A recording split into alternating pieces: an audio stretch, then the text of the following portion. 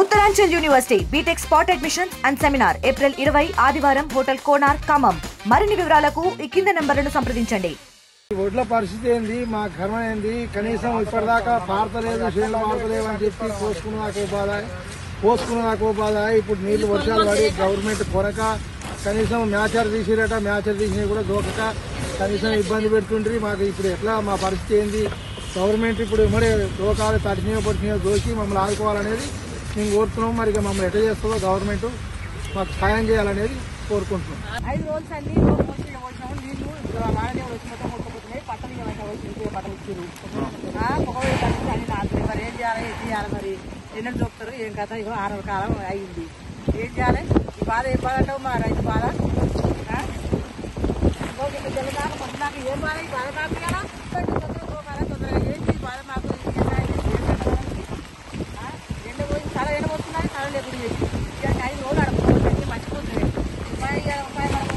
మళ్ళీ మళ్ళీ నాతనే ఉన్నాయి. మరి ఎప్పుడు చూపుతారో ఏం కథ 5-6 రోజులు పోయేసరికి ఉంది.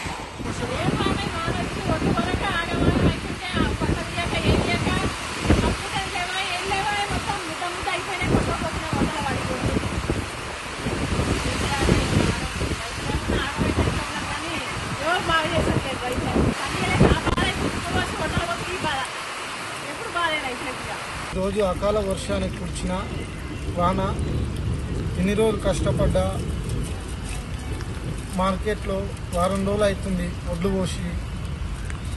దయచేసి గవర్నమెంట్ తక్షణమే కొనుగోలు చేయాలి. ఇన్ని రోజులు ఎండబెట్టిందంతా వృధా అయ్యింది. తడిసిన ధాన్యాన్ని ఎమ్మటే కొనుగోలు చేయాలి. రైతులకు ఎటువంటి ఆటంకాలు రాకుండా చూడాలి. ఎమ్మెల్యే గారు స్పందించి దీనికి నష్టపరిహారం కూడా చెల్లించాలి. ఇంకోటి, తడిసిన వడ్లకి మామూలు వ్యవసాయ మార్కెట్లకు వచ్చిన వెంటనే 2-3 రోజుల లోడ్ చేయాలి.